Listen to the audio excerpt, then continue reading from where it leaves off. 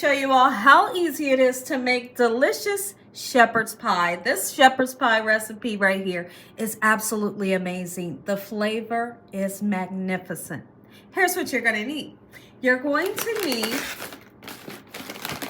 some mixed vegetables. Now this mixed vegetable medley has the peas, the carrots, the corn, and the green beans in it. Of course, if you wanted to use a different type of mixed vegetable, you can, but this is the kind that's my go-to when I'm making shepherd's pie. You're gonna need some ground meat, okay? So whether you decide to use ground beef like I'm gonna do, you can use ground turkey, ground chicken, whatever you choose, okay? So now we're going to need some spices, and our spices are going to be onion, garlic powder, salt and pepper, chicken bouillon powder. You're going to need some sugar. You're also going to need some butter, and you're going to need your all gratin potatoes. All gratin potatoes today for this recipe, not mashed potatoes. We're going to switch it up today. You're going to need water and milk. Make sure your hands are impeccably clean. Let's get started with this delicious recipe. Gina Young style. Having a great day today, and if you're not, hopefully I can brighten up your day with this recipe. Question of the day is, have you ever had shepherd's pie? If you've never had it, you are in for a super treat. So I have some nice, beautiful, fresh ground beef here. It's an 80-20. You're going to definitely want to make sure that you drain the oil. You don't need to digest the extra oil, right? So we're going to get it nice, beautiful, and golden brown. And we're going to season it right now and get it to cooking on a medium to medium high heat. Quick and simple. So let's go ahead and get some seasonings onto there. A little bit of onion powder. I'm going to go right in with the garlic powder. Give the meat some flavor. We'll use some salt. If you can't use it, just leave it out. Perfect. We'll put some black pepper on. I'm going to turn the burner on to medium and let it go. Talk about typically. Typically this recipe is made with mashed potatoes, but we're switching it up and we're using all gratin potatoes, the cheesy potato that tastes so delicious. If you wanted to make your all gratin potatoes homemade, by all means you can, but just know that these are super delicious every time you make them. Okay, so what you're going to do is you're going to make these according to the directions that's on your box. You may get a different measurements of different ingredients to use, okay? So now I have my water in my pan that it calls for the 2 boxes, and I have my milk. It's just a whole milk that I'm using here. You're going to use whatever kind of milk that you have, okay? We're going to need a half a stick of butter, so let's get our half a stick of butter in here. We want to bring it up to a slight boil. Once it comes up to a slight boil, we're then going to add our potatoes in here to get them nice and cooked. Go ahead and put the half a stick of butter in. I'm putting in more butter than they require, but I always do. Okay, beautiful. And then I want to show you what the potatoes will look like. They look like a dehydrated potato chip, okay? So we're going to get it right in after this comes up to a nice boil. Our meat down a little bit using my handy dandy tool here that a subscriber purchased for me about 7 years ago, and I really appreciate it. I love this because it really helps you to break the meat down like you want it. I mean, of course you could use the side of your spatula, but this right here, it really gets the job done. So now I want to talk about something. Back in the days and when this recipe was developed, they would use a ground or a chopped lamb meat. So if you want to use chopped or ground lamb, you can use that in replace of your hamburger. So basically, I am replacing the lamb with ground beef. All right, so I just want to throw that out there. Ground beef is done. It's been nice and drained. And so now what we're going to do is let's put it into our pan. This is a 9x12. You can also use a 9x13. But I also want to tell you how much of the ground meat that I used. I used 1 pound.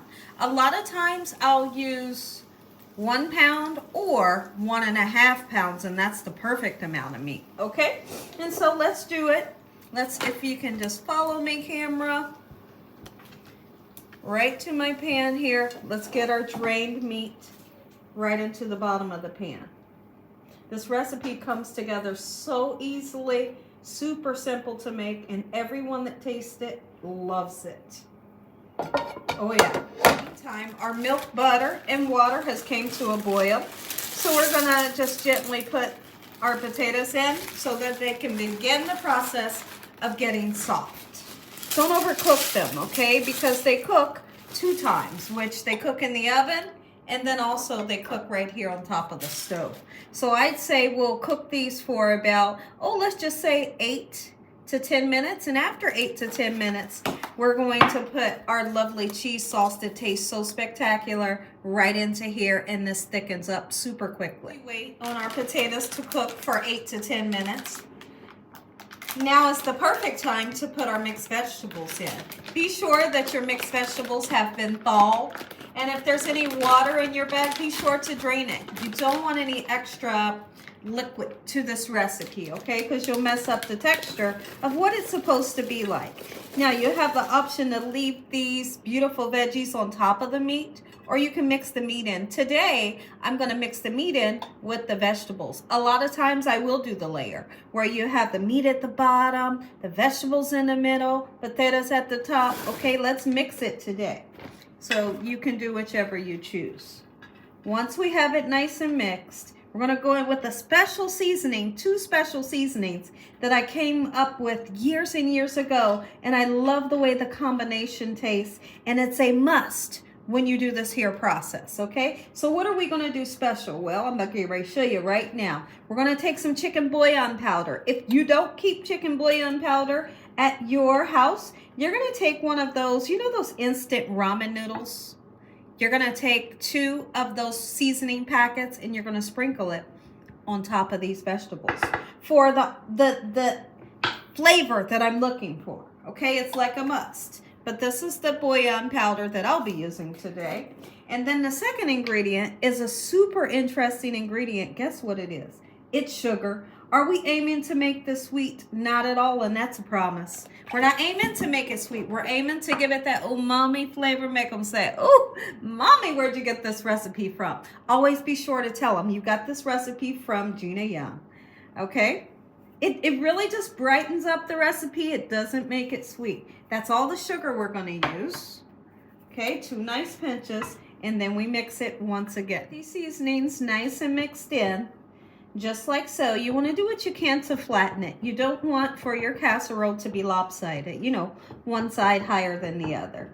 Do what you can with your spatula just to make it nice and even. Now, how gorgeous is that? It's super beautiful.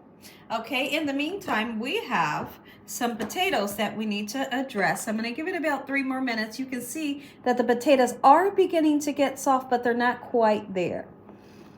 Okay, so the next clip when I come back, we'll be adding in our cheese sauce that quickly makes this sauce turn nice and thick. Let's put our cheese sauce in. We have 2 packets because we're using 2 boxes. This cheese sauce has to be some of the best cheese sauce, and I'm not kidding you. Why? If you've ever tasted boxed gratin potatoes, they are so spectacular. Every time, doesn't matter if you get the brand name or the no-name brand, they always taste good. And that's why I buy the no-name brand, because it ain't never let me down. In the beginning, this will look a little thick, and you may think, oh no, my cheese is, you know, not melting. It will melt and come together, so don't freak out about it, all right? Just give it a nice stir and let it simmer for about 2 to 3 minutes. How quickly it thickens up. It's only been about 2 minutes. My goodness. And go ahead, taste the sauce. Let it cool down, blow it, you know, whatever you have to do. But taste the sauce and you will see just how delicious it is. I love the idea of using all gratin potatoes in replace of mashed potatoes. But don't get me wrong, mashed potatoes are delicious on the top. But when I do the mashed potatoes, or if you wanted to do mashed potatoes on top, I always put slices of cheese on top of the mashed potatoes, okay? And when this goes into the oven, you're going to cover it with foil, okay? And let it cook. Let the meat come back up to temperature and let those vegetables get fully cooked, and your recipe is done.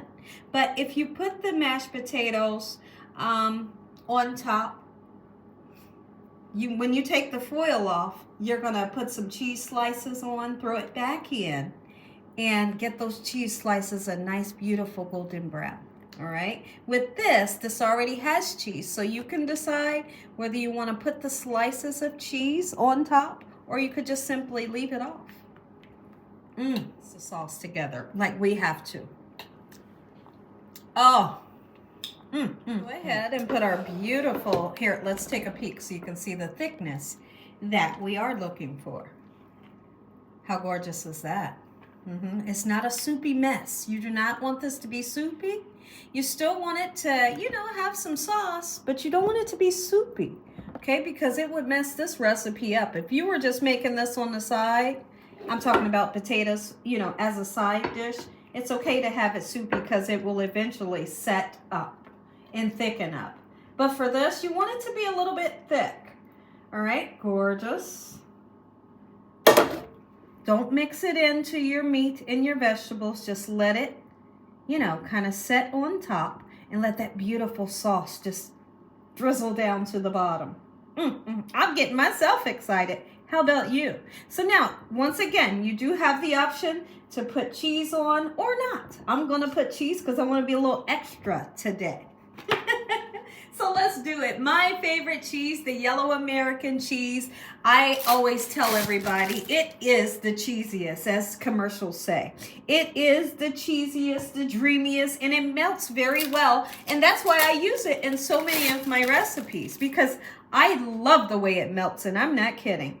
All right, beautiful. We're going to put the foil on. The foil is going to help to get everything nice and cooked, you know, which is just really our vegetables, because everything else is cooked. We want to bring those vegetables up to heat and bring that meat back up to temperature, because you know the meat has cooled down, especially with those cold vegetables on top. So once that happens, we'll take the foil off and let this cheese get nice, beautiful, and golden brown. Looks like I need another piece of cheese. We'll cover this with foil and into the oven, 350 degrees. Foil. And anytime I have cheese onto a dish, I kind of puff up this foil, okay? Don't make it too tight and stuck onto your cheese, because when you take this off, you're going to pull the cheese right up off of that thing, right? So just make sure it's puffed up. Look at this.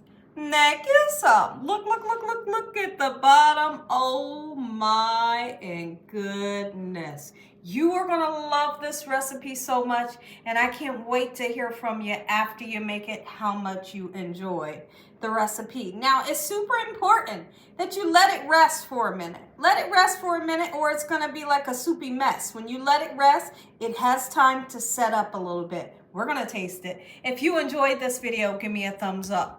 If you ain't subscribed, make sure you subscribe. Tell your family and friends. Tell the world what Gina Young is doing in this kitchen on a daily basis. Heavenly Father, we thank you on today for providing a meal, loving and protecting us. In the sweet name of Jesus, we pray.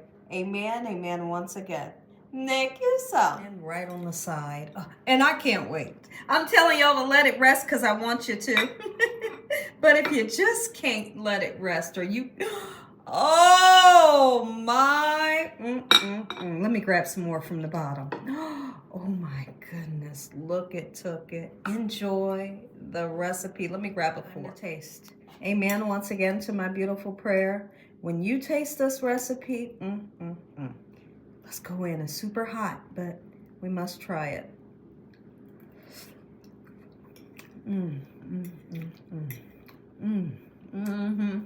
Oh, I'm not kidding. Make you some and enjoy Gina Young style. Take a bite.